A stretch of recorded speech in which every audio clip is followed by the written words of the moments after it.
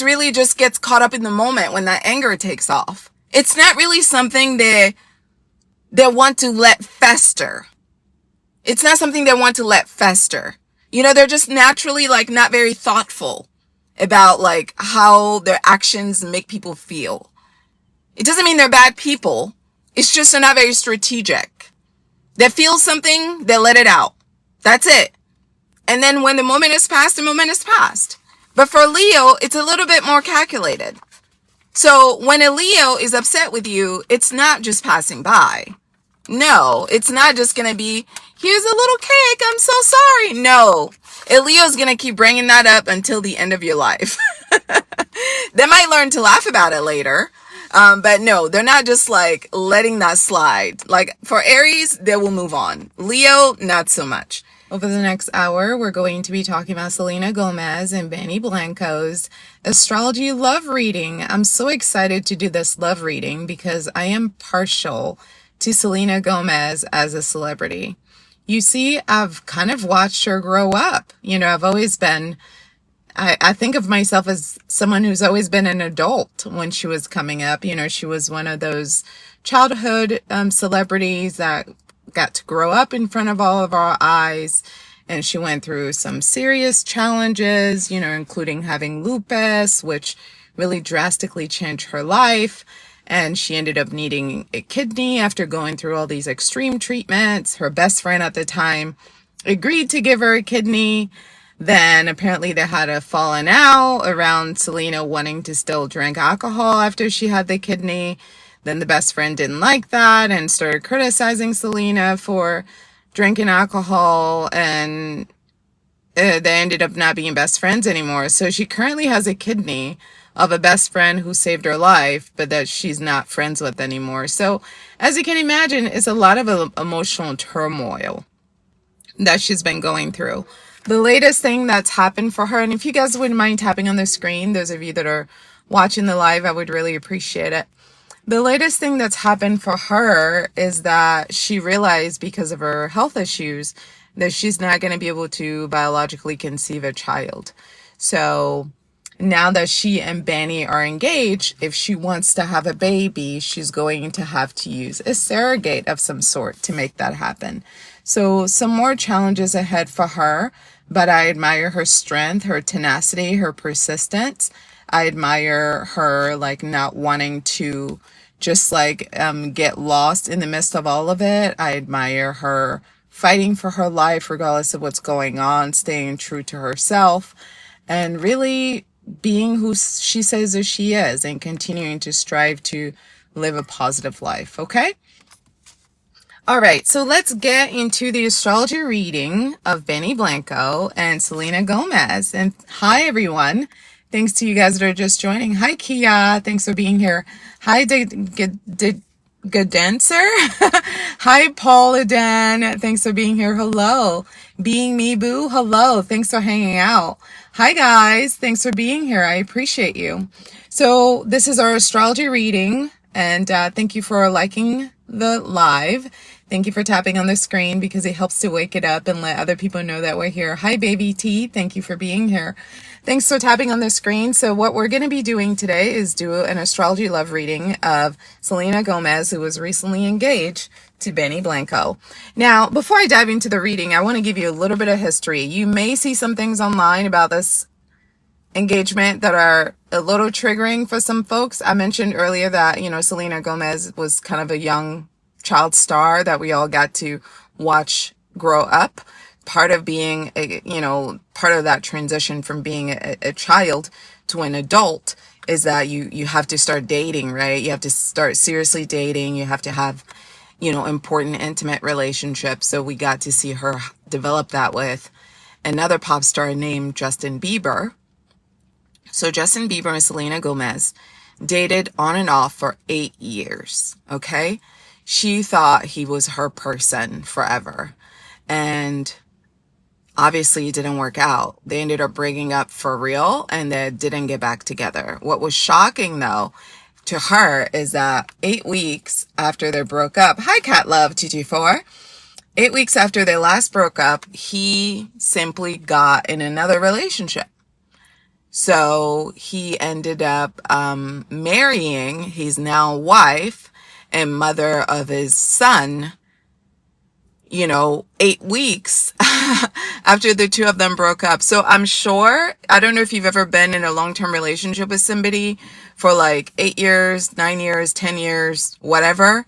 I think once you start getting into like over 5 years territory, that's pretty serious, pretty intense. Thanks to you guys that are liking the live, tapping on the screen, and sharing the live with your friends and family. I appreciate it. So when you've been in that kind of relationship with somebody for a long time and you break up, you don't expect them 8 weeks later to marry somebody else. Even if that somebody else is the love of their life, even if that somebody else ends up being the love of their life, you're going to feel some kind of way about the fact that you spent 8 years with them and just 8 weeks later, after you're no longer a couple with them, they marry somebody else. It's just a very quick turnaround that all of us will struggle with. Now, does that mean that Hailey Bieber is not the one for Justin? No, not at all. I'm not saying that. What I'm saying is, from Selena's perspective, her boyfriend of 8 years, they just broke up, and 8 weeks later, he's engaged to somebody else. And he ends up marrying that somebody else, and he ends up having children with that somebody else. And she has to watch that in the media, the way all of us are watching it, which is painful. There is speculation that since Benny and Selena have gotten engaged, that Justin has been having feelings about that whole thing. And let me give you a little bit of history about Benny and Justin. Benny is a music producer. He has been working with Justin Bieber since 2009. So they know each other, and they've known each other for a long time. Benny has written and helped produce some of the, not written, but helped produce some of Justin Bieber's classics like Lonely, Somebody to Love, Eeny Meeny. So very involved with Justin Bieber. He's spoken publicly about Justin Bieber before, so they have a good relationship. So people are saying that maybe Justin is having an emotional reaction to this person that he has a long-standing business relationship with actually dating his ex-girlfriend. I don't know what happened, but in February 2005, Benny was unfollowed on social media by Justin Bieber. So Justin just stopped following Benny. This, in 2005, I don't know why, but this happened around the same time that Drake also unfollowed him. So it sounds like they've had some changes in their relationship dynamic. So maybe Justin didn't expect Benny to be back in the picture. So after you've worked with somebody since 2009, you get to 2005 rather, and you unfollow them, you don't expect to really be hearing that they're dating your longest standing relationship like that. You're going to feel some type of way about that. And so Justin has been on live. Some people are saying that he's looking inebriated. And now people are thinking back about a song that Selena Gomez wrote called Ring. And thanks to you guys that are tapping on the screen, I appreciate it. And in that song, she talked about how she received 23 text messages.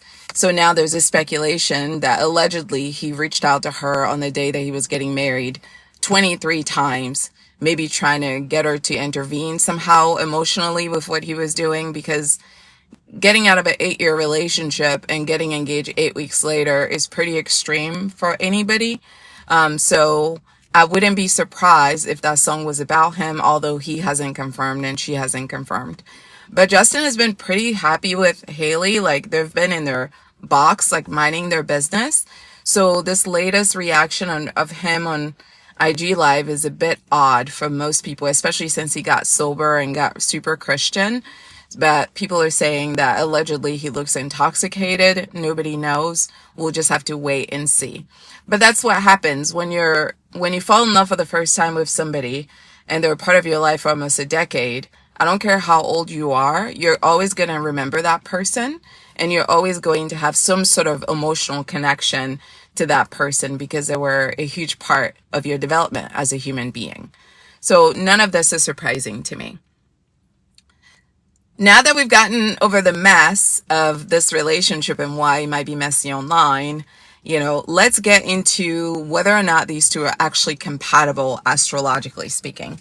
Thanks again to you guys that are liking the live. Thank you, Yehudis67. Thank you, CatLove224. Thank you, Anna Torres, for getting the gifter badge. Thank you so much. Thank you, AJ, for my roses. Thank you so much. I appreciate it. And thank you, Steve Brovsky. Thank you for being here. Let's see. Paul Dian, Days Mike. Hi, Paul Dian. Thank you for helping out. I appreciate you. So Steve Barovsky said, seems like she really was going off the deep end and he really centered her. Yeah, I think she has been really struggling and he has been struggling too. I think that, because this love was so young, young love is always going to be confusing, overwhelming, and toxic. Because you're growing up. Your brain isn't even fully developed yet. And you're in the limelight on top of that, having to deal with strangers being involved in your intimate life and receiving feedback from them and not being able to, protect yourself from all of that. I'm sure it's not easy having your first love also be a media love that everybody knows about and talks about. So I'm not surprised that this relationship crashed and burned the way that it did, because most of our first love relationships crashed and burned. They have the added bonus of that happening in front of the world, which can't possibly be easy. So now that she's mature, she's an older woman now, no longer a girl. I'm glad that she finally found love or somebody that she loves, and I hope this relationship works out. So guys, I actually have not looked at their chart before this because I like to have an honest, energetic response to them. Looked at their chart before this because I like to have an honest, energetic response to them. When I'm doing the readings, of course I could study it before, but I feel like it loses its authentic feel. So let's get into it. Selena Gomez is a Leo Sun, an Aries Moon, a Leo Mercury, a Leo Venus, a Taurus Mars, a Jupiter in Virgo, Saturn in Aquarius, Uranus in Capricorn, Neptune in Capricorn, Pluto in Scorpio. Her North Node is in Sagittarius. Her Lilith is in Aquarius.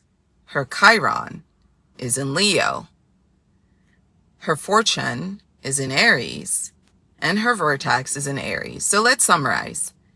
We're looking at a Leo stellium, Leo Sun, Leo Mercury, Leo Venus, and we're looking at an Aries moon, as well as a Taurus Mars. Now that I know that she's a Taurus Mars, I low-key believe that these shady songs that people are reading into and interpreting as her directing them at Justin, I actually believe that. Because a Taurus Mars is never letting a fight go. Taurus Mars doesn't know how to move on from a disagreement. These people will hold a grudge until the end of time. That's just the way that Taurus Mars is. Because they're very fixed. Fixed signs in general don't know how to let things go. But Taurus, being an earthy sign, is also very rigid. So you have a fixed nature and a rigid nature. And because she is a Leo stellium, there is a lot of big energy to her. Leos have big energy, dramatic energy, loud energy. Now, it doesn't mean she's loud. It means her energy is commanding. Her energy demands others' energy. Leo demands that you bow down to them, that you worship them, that you compliment them constantly, that you be at their beck and call, that you be fully supportive with unwavering support. Leo demands loyalty, unwavering loyalty. When a Leo decides to give you their heart, They give it all to you, and in return, they expect you to understand that they are the star of your show. That means that they need all the accolades, all the attention, all the compliments, and all the love. So when you put that in the context of a young relationship that's, been had in front of the media with, drug use, substance abuse, a lot of toxicity, of course, there's going to be a lot of hurt feelings that come out of this relationship that a Taurus Mars is going to have difficulty processing. The other thing with regards to the moon in Aries is moon in Aries is very explosive. They're very emotionally volatile. Moon in Aries, when they're in a relationship with somebody, they want that person to be a little bit of their therapist, because moon in Aries is very emotionally unstable. Aries, as the infant of the Zodiac, does not know how to self-soothe. They don't know how to self-reflect. They don't know how to cope with any emotion that makes them feel uncomfortable without confrontation. Aries' understanding of how the world works is, if you don't get your way, you fight. If you don't get your way, you argue. If you don't get your way, you dominate. If you don't get your way, you crush the competition. And all of that is very sweet and nice when you're running track, like Sha'Carri Richardson. All of that is sweet and nice when you're in the boxing ring with somebody else, or all that is sweet and nice when you're a football player, you're in a competitive sports game. When you get into a love territory, that aggressive energy is not always going to be well received, because love is not about aggression. Love is about collaboration. And Aries Mars does not collaborate very well. What makes matters worse is that a Leo stellium is also not a very good collaborator. Now, Aries is obstinate when they don't get their way, meaning that they will purposely start to fight you. They may even throw the whole game off when they don't get their way. Aries, Aries' attitude is my way, or I'm not playing the game, right? But for Leo can collaborate as long as they're getting their emotional needs met. If Leo knows that they're superior, they will collaborate much easier. They need to know that they're superior, that they hold a higher position than you in the relationship. Because when you're in a relationship with a Leo, you should already know that your position is going to be lower than theirs. And I don't mean that to say that they don't think you're a worthy human being. I mean that to say that they expect you to put them on the pedestal. Okay? Thanks to you guys that are tapping on the screen. I appreciate it. We're currently at 2,000 likes.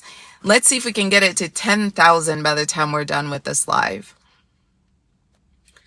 Somebody said, dealing with one now. I'm an Aries man. Aries man isn't for the weak. I'm a Scorpio woman. No, Aries, anything is not for the weak, especially rising, sun, and moon. Aries, sun, moon, and rising is not for everybody. And it's not so much that they are indulgent with wanting to fight. It's that they have no other coping mechanism. Most Aries, sun, moon, and rising that you're going to meet do not know how to calm themselves down when they start getting worked up. Are any of you guys sun, moon, or rising Aries on this live? Most of them just don't know how to do that.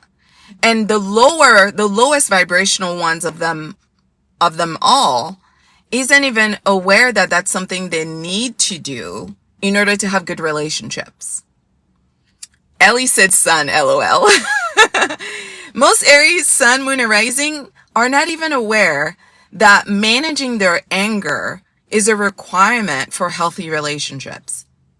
They're not aware of it because they simply believe that every intense emotional reaction that they have is valid, and the response is valid. And if they feel something as a result of something that you did, however they choose to respond is valid, because you shouldn't have done what you did that made them feel how they feel. And they never stop to think, how can I take control of the situation without coming emotionally undone? How can I take control of the situation without coming emotionally undone? Aries, sun, moon, and rising do not know how to answer that. That is not their strength. That is not their area. That's not the area of life where they shine. Aries is ruled by Mars, the planet of destruction, the planet of war, the planet of chaos. So with Aries, it's all passion all the time. When they love you hard. When they're not messing with you, when you're not getting along anymore, they hate you hard. And they're going to fight you hard. Everything is hard. There's no moderation. There's no, I kind of don't like this person, but sure, I'll deal with them. Aries doesn't know how to do that. Most other zodiac signs can, but because Aries is the first cardinal zodiac sign, the first leader, everything they feel is felt very deeply, very intensely. And because they're an infant, when they feel something, they have to respond. They have to react to it. They have to let the world know that they're not happy. Aries does not know how to suffer a situation quietly, like how to be long-suffering, which that is part of having healthy relationships. Part of having healthy relationships is that there are going to be times when the other person is doing things that you don't like, that make you feel upset, and you have to figure out how to manage what you're feeling so you can be stable enough to come to them and say, these are my grievances. This is what I'm having an issue with. What do you think that you and I can do together to eliminate this problem right here? Because I still love you. It's just my issues with this behavior right here. When an Aries gets upset with their lover, they forget that they ever loved them. And they treat them very rough. Very rough. Very, very rough. Because Aries is rough. And they assume that you should be able to take it. Because they're also deeply loyal. So if you were to treat them rough, they wouldn't leave you because you treat them rough. Because to them, rough love is a part of love. It's not real if it's not rough. In fact, I believe Lady Gaga, who's an Aries, has a song about that, about rough love. Because Aries needs that rough love. They think if it's rough, it's real. If it's too clean, if it's too peaceful, then it's not real. It's boring. So they need like excitement. So a person like her who has this already chaotic, energetic moon placement, when you add to that the demanding and commanding presence of Leo as a stellium, she's a lot of woman. Most men cannot handle her because all of that is masculinity. Yes, she looks demure and she looks beautiful and she looks, motherly even. I would say that Selena Gomez looks like a mom. Like she looks very nurturing. Everything about her makes me feel safe. If I hadn't pulled her chart, I wouldn't have known that she had all this aggression. Women that have very dominant, fiery energies in their chart are going to be intimidating to most people. Most people. Okay? Now, I'm not looking at Justin Bieber's chart right now. Can one of you guys confirm for me what his zodiac sign is? I suspect he's Pisces, but I want someone to double check that information for me and let me know. And if my suspicions are correct that he's Pisces, a Pisces man may struggle a little bit. So Callie Cortez said yes. Okay. Thank you, Callie, for confirming. A Pisces man who's all watery, who's all sensitive, if he's not evolved, which again, back then Justin was just a boy. So this is no shade to Justin. They were both kids. They were both kids. But I'm saying, in general, a woman with masculine, fiery energy that's dominant is not going to do well with a water sign man at the sun who is not confident.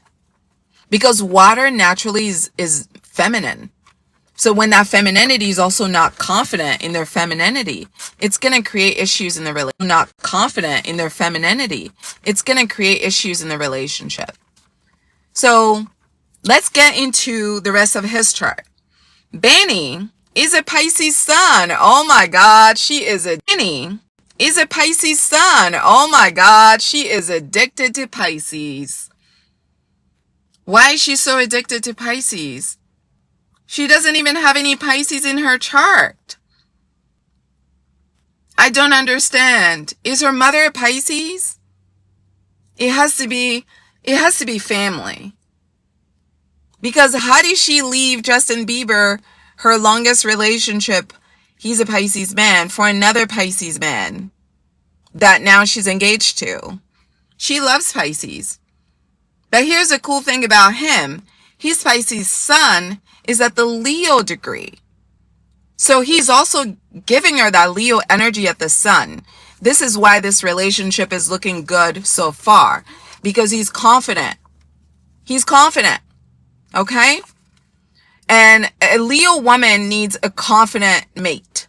A Leo woman cannot do a mate that's insecure, that doesn't like their life, that doesn't like their body, that doesn't like who they are, that cannot speak their mind, that doesn't go after the things they want, that isn't aggressive, that isn't a good communicator, that isn't assertive. Leo women need a masculine energy to ground them. Because when you're too feminine, they run you over. They run you over. Shared soul experience said, I love Cancers and I don't have any in my chart. I'm full fire. Yeah, sometimes that's how it goes, right? But the idea that she broke up with Justin Bieber, a Pisces, and is now engaged to be married to another Pisces is so telling about her preference for Pisces. So he's a Pisces sun. He's a Scorpio moon at the Scorpio degree. He's an Aquarius Mercury. He is a Taurus Venus. Remember earlier I mentioned she was a Taurus Mars? Strong sexual chemistry here. Every time these two are intimate, they fall more deeply in love with each other. When somebody has your Mars sign at their Venus, it does not get better than that when it comes to love connection. Because it's not just about the physical intimacy of it all. It's how the physical intimacy gets translated into deep emotional bonds. So if you want to find somebody that is going to like awaken your heart with every like sexual encounter, look for somebody who has your Mars placement at their Venus. It's an unbeatable match. When you're doing synastry readings for couples, that's the kind of stuff you want to see. You want to see that the intimacy means something for both of them. It's not just, you know, touching each other's bodies and moving on. Like it leaves an emotional imprint on both of them, which I think is beautiful here. Same with their moon. She has moon in Aries, he has moon in Scorpio. Aries and Scorpio are very sexually attracted to each other because Scorpio is also ruled by Mars. And Mars, as I mentioned, is the planet of destruction, okay? The planet of war. So what that means is that emotionally, when they get into it, they really get into it. When they're not getting along and they're disagreeing and they're arguing, those fights are lit. I bet you if there was a camera when these two are arguing, we would be fully entertained. Because imagine all that passion of Aries and Scorpio expressing their thoughts and their feelings and trying to dominate each other to see who's going to win the argument. It's going to be so entertaining to watch. As long as there's love there, you can give yourself range to argue. You know, couples that are successful are couples that argue often and find solutions to problems as often as they argue. Some people who are delusional about relationships think that relationships are supposed to be a place where you don't have arguments. And they think when you're arguing, it means it's not a good relationship. No! Relationships are a place where you will have the worst arguments. The worst. Because relationships are supposed to trigger all of your childhood insecurities. So all of your unresolved issues are going to get exposed in that relationship, assuming you feel safe and loved in that relationship. The more safe and loved you feel in a relationship, the more likely you're going to be to speak your mind. The more likely you're going to be to argue, to stand up for yourself, to fight, to challenge, to confront. You know, when we were children and we didn't feel safe with mom and dad, what we did was we learned how to shut the fuck up. Because when people don't feel safe, they get quiet. When people speak up, they feel safe. And this is why healthy relationships give people the space to speak their minds. And when you're in a relationship with somebody who's not you, the more you speak your mind, the more you're going to find areas of disagreements. And that's the beauty of that system, is that once you identify an area of disagreement, you then get to work together to find a resolution.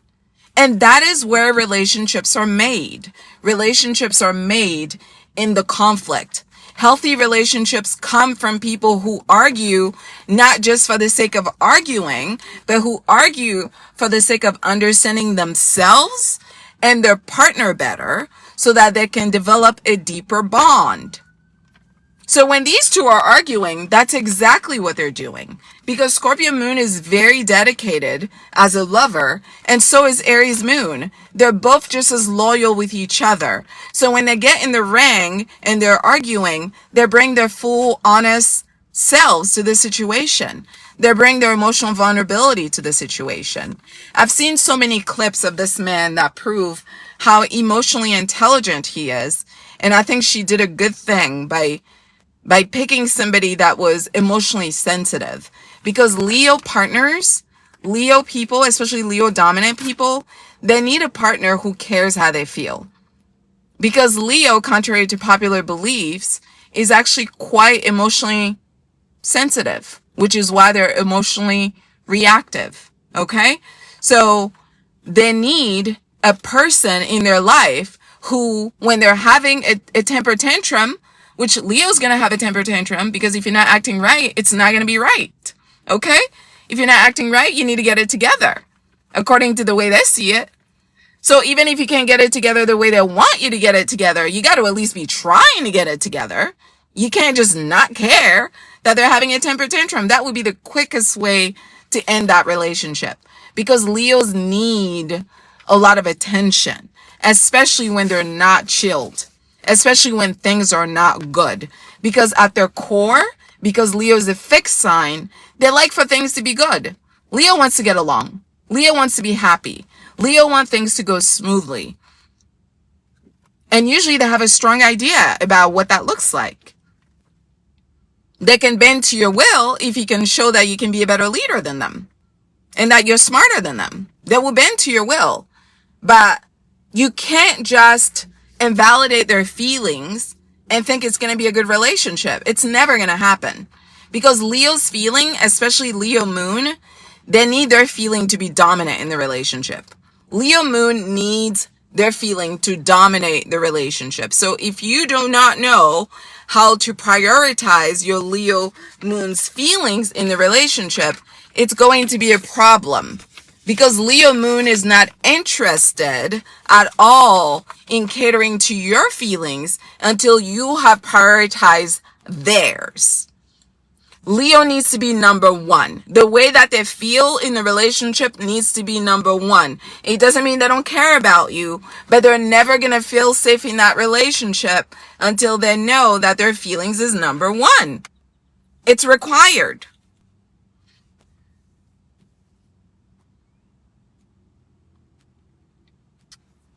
When you happen to be a Leo stellium like she is, that energy is going to be even more intense. And that's kind of why I'm harping on it.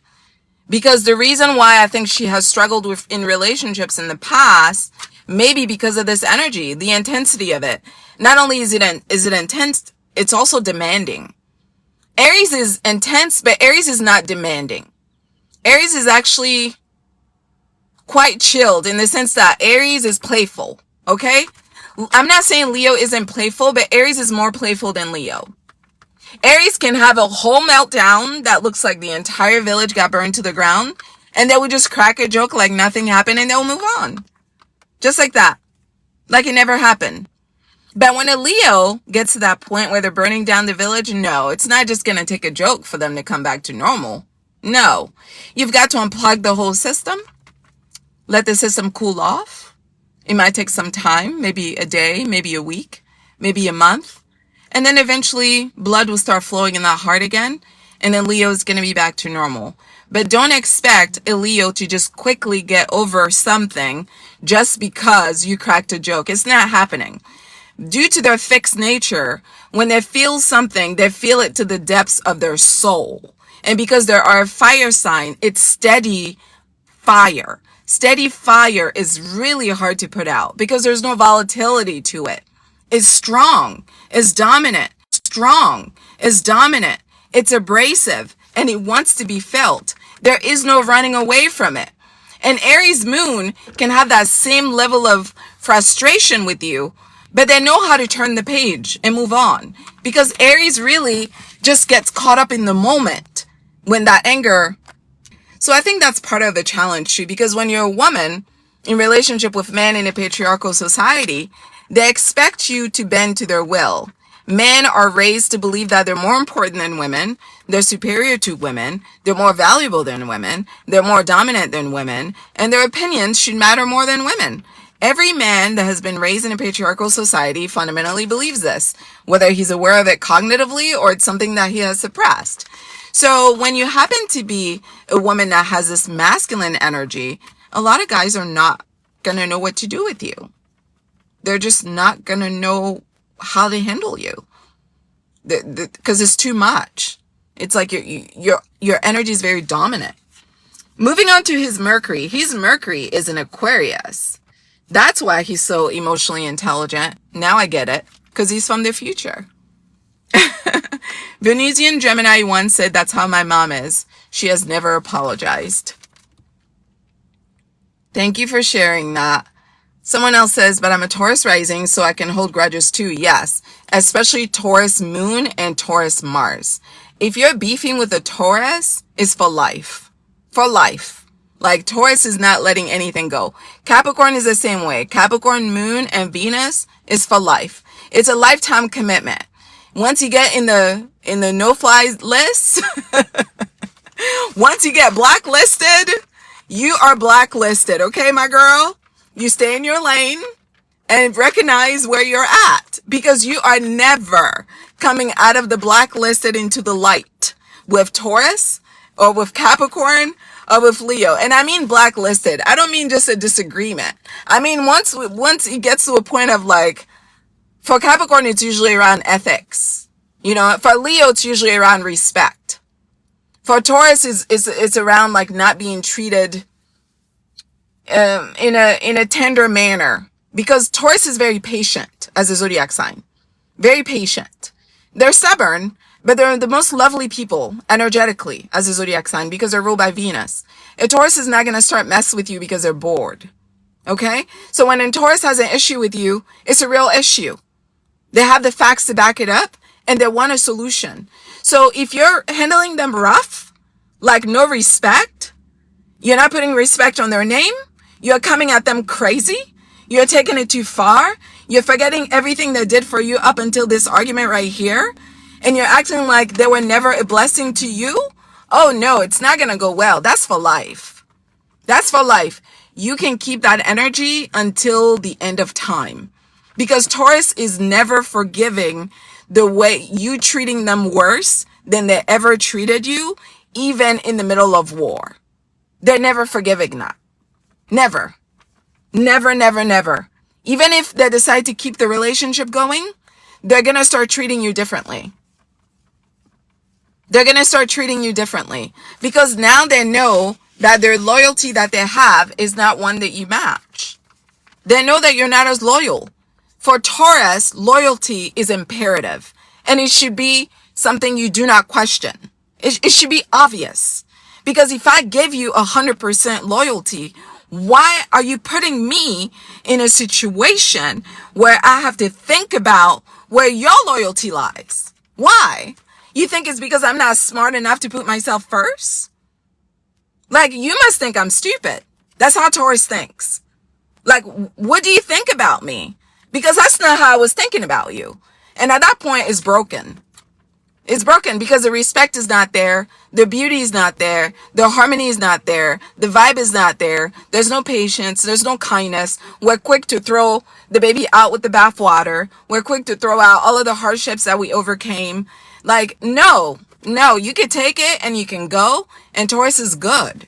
They're good never knowing you again. And they will never speak to you again. Ever. They won't even want to have a casual conversation about you again. They're done. That's the thing about these fixed signs. When they're done, they truly are done. especially the ones that don't react emotionally much, like Taurus. Taurus doesn't do mess. They don't do like, oh, let's just pick a fight. Like, yes, they're emotionally, volatile because they're stubborn. So when things don't get their way, they have feelings about it. But they're not doing those things just to be messy. Like a Taurus doesn't like messy people, messy things, messy processes. They're very focused on stability. So every decision that they make is about, how do I make my life more stable? So if you've gotten the luxury of getting that close to them, and instead of giving them back the stability they give you, you give them chaos, yeah, it's over. It's done. Let me read some of your comments and I'll move on to the rest of his chart. Callie said, I love Taurus. Me too. I love Taurus so much. Someone said, true. We will simply go quiet and we will not believe whatever comes out of your mouth. Exactly that part. I love my Taurus Venus, man. Ah, my Virgo Venus loves it. Oh, you're so lucky. I love that. My Capricorn Venus loves it too. I think all Earth sign Venus are the same. Like they all require, not identical, but they all require stability. So if you don't have an inkling of stability in you, it's very difficult to be in a peaceful relationship with an Earth sign Venus. Someone said, and have fun ignoring you. Absolutely, because I already wasted enough of my time even paying you attention. Because clearly I didn't know what was going on. But now that I know what's going on, no, I'm not wasting more of my time on you. For what? Mela said, exactly. We will be nice, all kinds of nice to you for as long as you're good to us. Exactly. Taurus is actually extremely generous, especially when they're in love. The second use, I was in the back, we're done. We don't look back. Never look back. Taurus is very unforgiving. And we are not going to lower ourselves to that person's level and fight back. We're simply going to walk. Absolutely true. Many people use Taurus for their stability. Absolutely true. It's because you're ruled by Venus. When you're ruled by Venus, a lot of people will prey on you for the blessings you bring. I need you to know this. I need you to know that all of us are spirits. Some of us are more demonic than others. And all of us are spirits, trying to make it through this journey with a goal of elevating ourselves, like getting brighter, getting more energetically authentic, getting more loving. And it's a struggle depending on how we grew up.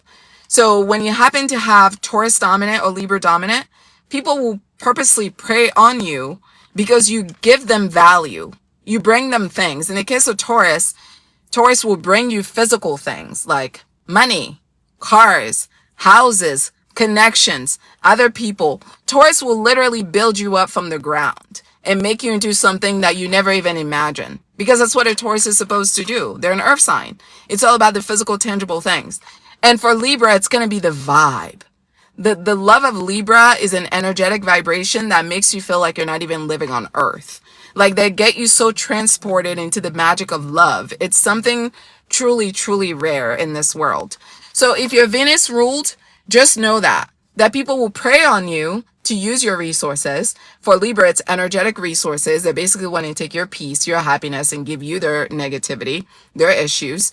And then for Taurus, they like to steal from you. They like to steal your money. They like to steal your man. They like to come stay with you and not contribute financially. They like to basically take things away from you so that you don't feel as stable. And a lot of times when they come to you, you think it's because they admire you, but usually it's because of envy. But you're not going to see that because you don't think like that. Because Taurus is very grounded. Taurus is very humble, very down to earth. So Taurus doesn't think maliciously like the way Scorpio does. Excuse me. Scorpio is very dark. So Scorpio can see past the facade. Taurus thinks that if there's repetition, they can count on something. Taurus will test you to see if you are who you say you are because they want stability for a long time before they can trust it. But they don't understand that people can give them that stability for that same long-term goal of using them. They get lost with the stability. They're like, okay, I'm used to you. I feel safe with you. So the vibe is good. And Scorpio, you can give them that stability and they're still checking to make sure that you're really doing what you say you're doing. You're really being who you say that you are. Scorpio literally never stops checking because Scorpio is the oldest version of Taurus, okay? So Taurus, always check. Just because you can depend on them doesn't mean you can trust them. Depending on somebody and trusting somebody fully are two separate things, okay? So that's just food for thought. Moving on. He has his Mars in Capricorn. Oh yeah, Mars in Capricorn and Mars in Taurus. Yeah, these two are great together. You know, Jupiter, his is in Aries. Hers is Jupiter. Hers is Aries moon. So they bring each other emotional healing. They're bringing each other emotional elevation. They help each other grow and develop emotionally. They help each other grow and develop emotionally. Her Saturn is in Aquarius, so she is a karmic. His Saturn is in Capricorn, so he is a karmic. So this is a karmic love between the two of them. It's a karmic bond. I love it when karmics get together because they know what it is. They know what type of time we're on, okay? They know what type of time, they know what type of game we're on, They know that whatever you give is what you get. So if you want good things, you give your partner good things. If you don't want good things, give your partner bad things. And the bad things you give are the bad things you're going to have to eat. Because what goes around comes around. So that's why I like when karmics get together, because what's understood doesn't have to be explained. Uranus, hers is in Capricorn and his is in Capricorn. Uh-oh, we're getting into some dangerous territory here. Neptune, hers is in Capricorn, his is in Capricorn. Pluto, hers is in Scorpio, his is in Scorpio. For those of you that have been following me for a while, why did I say we're getting into dangerous territory? Anybody wants to tell me? What did you just hear that made me say we're getting into dangerous territory?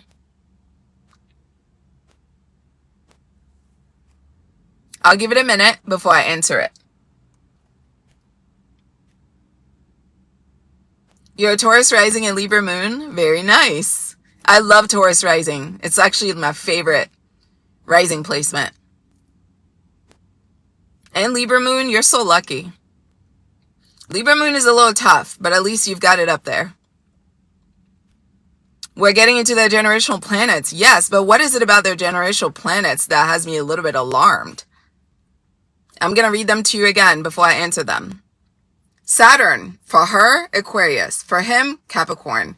Uranus, for her, Capricorn. For him, Capricorn. Neptune, for her, Capricorn. For him, Capricorn. Pluto, for her, Scorpio. For him, Scorpio.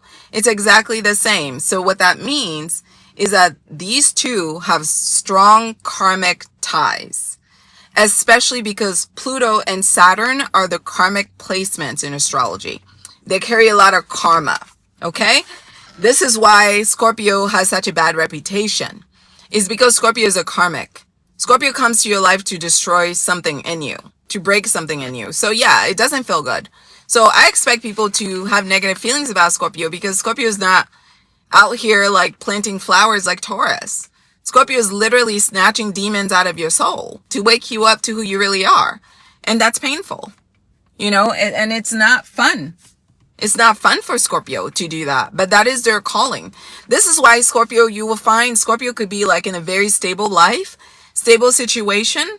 Then they will manufacture a scenario that completely throws their entire life upside down so that they can rebuild from there, because they are constantly in the process of breaking themselves down and rebuilding themselves. So naturally, when they get in relationship with other people, that's what they're going to do, is break you down and build you back up. Somebody just told me that, well, let me tell you what I knew before, then I'll tell you what somebody just told me and how that connects to Scorpio. So the Kardashian mom, right? Mama Kardashian, Kris Jenner, right, is a Scorpio. She is the only woman that I know who married a man who was an Olympian, but then during the course of the marriage to her, transitioned from being a man to a woman. Okay? So she's a Scorpio woman who was married to an Olympian male who became a woman. Then she left that relationship and got with another Scorpio who is a black man that used to hang out with Diddy. Now make all of that make sense. Only a Scorpio would have this journey, because how? Like how? How? We're never going to know, because she's never going to tell us. This much I know. But I just think that's kind of like the story of Scorpio. Obviously, when she married this man as an Olympian, she didn't think he was going to want to be a woman one day, because she's not attracted to women. She's attracted to men. But do you see what I mean? This is kind of what Scorpio has to go through. A constant process of self-destruction so that they can come out cleaner, energetically, more authentic, more real, more themselves, okay? So these two are karmics. These two are karmics in the past that have they've been through some things together in the past. Hopefully they can use that history to make their relationship better. Now let's move on to their North Node. Hers is in Sagittarius. His is in Pisces. So they're very lucky, North Node wise. Their dreams are coming true together, which is beautiful energy here. And because Saturn is in Pisces right now, this is probably a course correction for him, because I know she's a lot more wealthy than him. She's worth 1.3 billion. She's a billionaire. Selena Gomez is a literal billionaire. 1.3 billion, and he's worth 50 million. So he is living the Pisces dream, because every Pisces wants to marry rich. Every Pisces, Sun, Moon, and Rising, every Libra, Sun, Moon, and Rising wants to marry rich. Period. You know, because both these signs have very elaborate fantasies about love. They either want to be rescued or they want to be the one doing the rescuing. Specifically for Pisces. Pisces is very attached to fantasies when it comes to love. So he's getting his fantasy. Shara Stevens is a Pisces. Well, there you go. And what does she tell us about? About marrying rich, right? Someone said, kind of crazy he's worth less considering how many hits he's produced. Yeah, producers don't make as much money as the artist, as the talent. And this is probably why Kanye West left producing to become the talent. We're not going to get into Kanye. I'm just trying to give an example. When you're making the song, you're not going to make as much money. Same with DJ Khaled. That's why he's done every song that he produces, because that's how you make sure that you get more money. Okay? Yeah, and Justin Bieber is a Pisces as well. Yes. So this man is a Pisces sun and a Pisces North Node. So he's definitely very spiritual. Very, very spiritual. He's very healing. He probably feels like a ball of Xanax. And she probably feels like a huge ego boost. She probably feels like cocaine and he feels like Xanax. That's what I suspect. Okay? Now, Fortune, they're both are in Aries. Lilith, her Lilith is in Aquarius and his is in Leo. So she's actually helping him heal issues and insecurities that he has about feeling confident, feeling dominant, and believing that he's a star.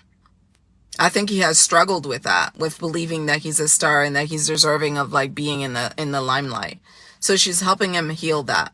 And he's helping her heal her communication, because he has Mercury at Aquarius, and that's her Lilith. He's helping her be more expressive. Have you noticed that her songs have gotten a little like snippy? Like the latest song, have you noticed how snippy it is? Has anyone listened to it? People think it's about Justin Bieber, allegedly. I don't know. Yeah, like she's getting like more like slick with it. It's because Aquarius is not going to hold any punches. The thing about Aquarius is if it needs to be said, it will be said. And yes, your face can get cracked, but you'll get over it. Because logic is logic and facts are facts. You may like it, you may not like it, it doesn't matter. I'm still going to speak my mind. Aquarius Mercury can be very mean without trying to be mean, because the truth hurts. The truth hurts. And you can always count on an Aquarius Mercury person to tell you exactly what it is. Exactly how it is. This is why I love Aquarius Mercury placement. But when it's in a woman, people hate it. Because obviously people don't like opinionated women. And many prominent women that are in the public's eye have this placement for this reason. Because most women just shut up. You know, they're just like, they whisper. Aquarius Mercury has no problems taking the mic and speaking their mind. So he's helping her feel more comfortable speaking her mind. Her Chiron is in Leo. Obviously, she worked through that because she's a Leo stellium and she's comfortable in the limelight. And his is in Gemini. So he probably has had a lot of insecurities about his creativity, his production as an artist, you know, like whether or not his art has allowed him to be successful, you know, those kinds of things. Because as you can see, she's much more wealthy than him. This is a power couple. That's what this looks like to me. A power couple. Someone say my mom is very opinionated, Aquarius, sun and moon. Yes, Aquarius is always opinionated. This is why it's so funny when people try Aquarius. Because Aquarius is laid back. It doesn't mean they're not strong. I think people confuse being laid back for being weak and for being timid. It's like, no, they're gathering information to formulate an opinion. And they're naturally relaxed. Aquarius is naturally a chilled zodiac sign. And for a lot of people who are not used to chilled energy, they put things on it that are not there. Just because Aquarius doesn't speak a lot doesn't mean you're smarter than them. Aquarius Mercury is actually a very brilliant placement. But they're going to let you think that they're stupid. That's the thing about Aquarius. They're always going to let you think what you think. If you want to think they don't know anything, they'll let you think that. But the thing about Aquarius Mercury is everything that they say always comes true. It doesn't come true today. You have to be patient. You have to be patient with Aquarius Mercury. The things I say, you don't like it, it doesn't feel good, you're mad, that's fine. But give it time, because the predictions that come out of their mouth, you're going to see them with your eyes, you're going to hear them with your ears, you're going to feel them with your hands. Because these people do not lie. They don't even know how to lie if they wanted to. They're not good at it. Because they are the light bearer of the world. So when it's at the Mercury, they're telling you exactly how it is. You may not want to hear it. It may be too abrasive, it may be too aggressive or even rude or mean, but at the end of the day, they're trying to help you. They're trying to tell you exactly how it is to get you out of that delusional world that you live in so you have a better grasp on reality. Because you cannot improve your life if you're not living in reality. So Aquarius Mercury speaks to bring value to your world. They're not people who speak just to run their mouth. This is why oftentimes people think they're not smart, when really they're just laid back, observant, and calculating information at all times. And they only speak when there's something valuable that they can provide to the conversation. And it's not just on instincts, it's something they've analyzed, observed, calculated repeatedly. So when they share it with you, it's because that data is making sense. You're getting the result of the data. You're not just getting an emotion. You're getting facts that have been observed over a long period of time. This is why a lot of people like to play with Aquarius, because Aquarius is not very reactive. They don't understand that the non-reaction is a reaction. They don't understand that the non-reaction is a reaction. They don't react because there's nothing to react to. If it's beneath their vibrational frequency, they don't engage with it. Because they know engaging in low vibrational frequency only brings the quality of your life down. So they stay high with their vibration. They stay positive with their vibration. They speak on the things they want to see in the world, the things they want to see happen, the good things that they want.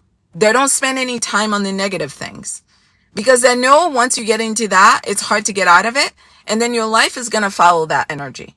You want to be negative? Your life is going to be negative. So Aquarius Mercury is very careful about what they speak about. They have a lot of control with their mouth. That's why when they speak is so heavy, it's because they have so much they have been taken in before they share it with you. So these two, I think, are going to be a power couple. These two are actually actively healing each other. These two is the first chart of a karmic that I've seen where I feel like hopeful. Because it's obvious that they both are a lot emotionally, but it's also obvious that they're confident with their sensitivity, that they feel good about who they are as a person. It's also obvious that they know they're emotionally messy, but they're willing to be present with each other. I think they're going to do wonderful things together, and I hope they're able to get pregnant. I hope they're able to build a family like they wanted. I hope they make each other happy forever and ever and ever. Now, I didn't do an apples to apples comparison on these two, so let me just run through those in the personal planets, and then we'll wrap it up with that, okay? Leo, although not typically compatible with Pisces, does really well with Pisces. Really well, because Leo is very protective of Pisces. So she's very protective of him. Aries moon and Scorpio moon are explosive together, but they're both very deeply loyal. So I see this being a long-standing relationship that works well for the two of them, because they're going to force each other to deal with the issues in the relationship, which is only going to make the relationship better. Leo Mercury and Aquarius Mercury are two sides of the same coin. These two are sister signs, so they understand each other very well. You know, he knows to stroke her ego when he's talking to her before he gives her bad news, and she knows to respect his individuality when he's expressing himself. She has Venus in Leo, he has Venus in Taurus. Venus in Leo and Venus in Taurus are not necessarily compatible. However, because she has a Taurus Mars, I think this works, as I mentioned before. One thing I do like about these two, though,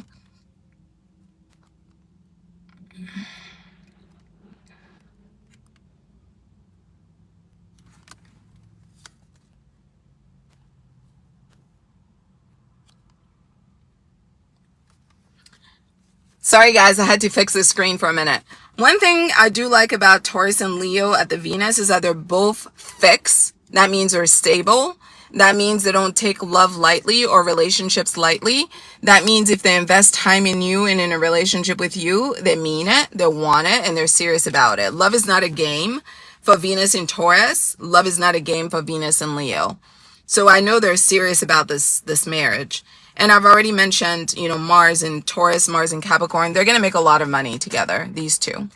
So yay, this was a good reading. I'm really happy for her. I mean, she's been through so much. I just want to see her happy. She deserves it, you know? Some people are like currently on their third marriage. She deserves one. You know, let the girl have one marriage. And I hope it's her only marriage. I hope he's the one that she dies with. You know, I want her to have her happily ever after, because Leo moon in love, Leo Venus in love, like they want it to be big and bold, and they want it to stay true. So if he's gonna keep being this beautifully emotionally intelligent, playful person that he's been, I think this is gonna continue to rock both of their worlds for all of eternity. So that's all that I have for today. Thanks to you guys for coming to hang out with me. Those of you who missed the beginning of this, I'm gonna have this full live posted on my YouTube channel called Styled Under Libra, where I do celebrity couples readings. If you're interested in other celebrity couples, make a recommendation to me. Next time I'm live, I will make a video about that couple. And if you're interested about other couples, you can go on that channel and check things out over there. Styled Under Libra on YouTube. And of course, if you're seeking, someone said my voice is perfect for a radio host. Oh, you're so sweet, Vegan Palace. Thank you so much for saying that. I do like talking.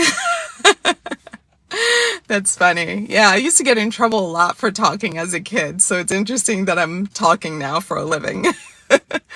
Yeah, and for those of you who are interested in your personal astrology reading, link in bio to do that. And I have other YouTube channels.